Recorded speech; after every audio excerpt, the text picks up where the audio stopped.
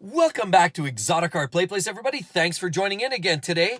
And today's discussion is really about at what point do you finally decide to get rid of that troublesome car?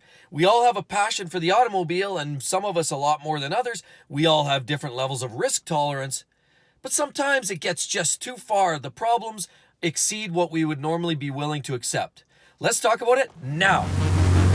Welcome back to the channel, everybody. Mark with exoticcarplayplace, and today...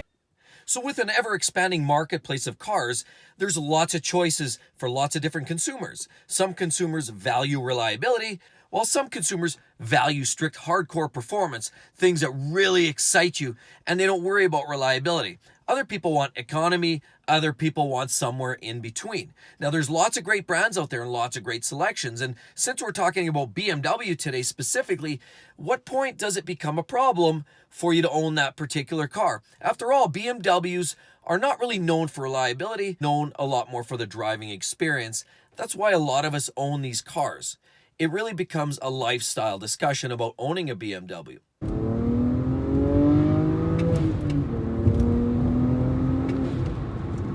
But in understanding that, we all can appreciate that BMWs do bring certain inefficiencies, certain unreliabilities to the table in many cases. Now, while there's some very reliable versions, there's many that are not. And as a result, BMWs are a brand that's very polarizing. In other words, there's people that love them and there's people that hate them. They're not a very neutral, a very bland brand by any shape of the imagination.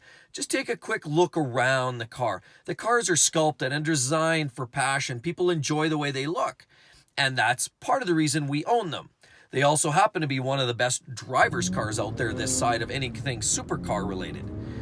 Now, with that said, reliability-wise, sure, there are some reliable versions in the BMW brand, but often you'll find that many cars are not reliable. For example, anything twin-turbo V8 often has reliability compromises. In other words, you take the drive, but you have to accept some of the issues: oil consumption, overheating, leaks, all those problems, breakdowns that might be associated with that.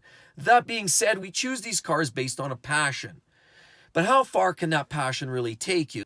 I think we know as BMW owners what it takes to own and operate a lot of these cars. It doesn't take us more than 6 months to a year to finally realize that there is a commitment in owning a BMW, and that is higher and elevated costs, maintenance is more intensive, and of course breakdowns in some cases can be more plentiful. That being said, we all accept that risk. And as accepting of that risk, we know that, okay, we're willing to tolerate some of those breakdowns. You go out there one day, the car's got a leak. As for example, my car in this wonderful 335, E92 335 with the N54 is a beautiful engine. It sounds great and it goes great. However, it seems like almost once a month I'm dealing with some sort of a leak, whether it be an antifreeze leak from a water pump, whether it's just a bad hose clamp, or whether it's just your oil filter housing leak, oil, antifreeze. There's always something that's either bubbling, brewing, leaking out of these cars. And yeah, sure, my car, it's only got 100,000 kilometers. One would argue, make all kinds of arguments. Why don't you just buy a Honda? Why don't you just buy a Toyota? There's lots of reasons why you would buy those cars. Yeah, they're very reliable cars. And some BMWs can be reliable too. But we look past some of that. As owners of these cars, we accept a certain amount of that deficiency.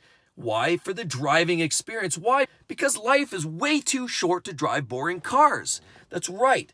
You don't want to drive a boring car. We only live till we're 60, 70, 80 years of age. And that time comes and goes very quickly. With that said, why drive a refrigerator? So we want to drive things that are fun. But even the common sense for people like us with passion for driving these great cars, it becomes too much. There gets a time when it's just, I've had enough. I've fed up. I've replaced too many parts. This thing breaks down way too often. And it's just time to get rid of this heap. It doesn't matter if it looks great. It doesn't matter if it sounds great. It doesn't matter if it goes great. At some point, common sense has to prevail. Yes, in here, this is what drives car people like you and me. However, that moment comes. For example, this 335. The moment almost erupted when I finally hit the same leak again 3 times in a row. I thought I fixed it the first time, didn't. The second time, I replaced some parts. I thought it was fixed for sure. And then again last night, I found a new leak on this car. Same location, but unfortunately now it's a hose clamp related issue. I don't know if it happens to be related to expand, contraction, bad fittings, poor design, operating tolerances. I don't know what it is. At the end of the day, there's always something that seems to be popping up. So your passion will take you so far, and then at some level, you have to decide for yourself if that's the car that you want to continue to own. Regardless of the passion and the fun and the frivolity that you get from this car, at some level, you gotta let it go and punt this car to the curb.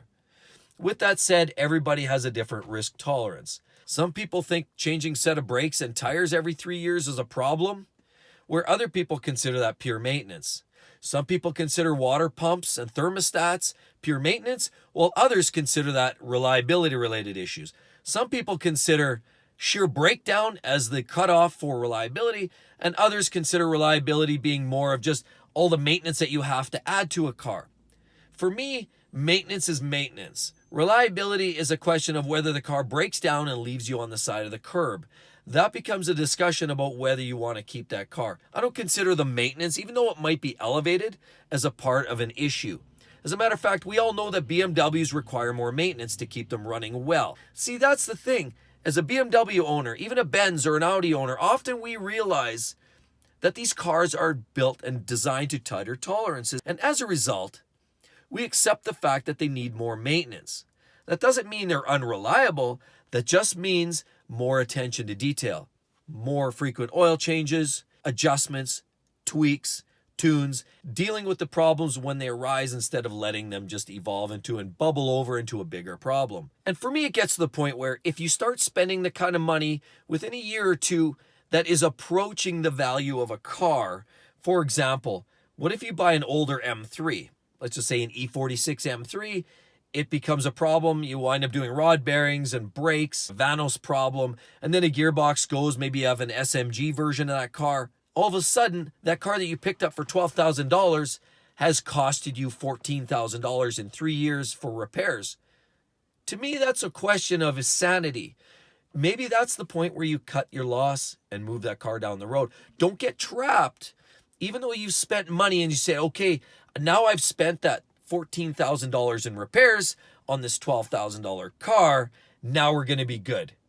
Don't be fooled by that. You just keep pouring money further and further down the hole, and it just keeps falling down into that abyss and black hole of maintenance costs.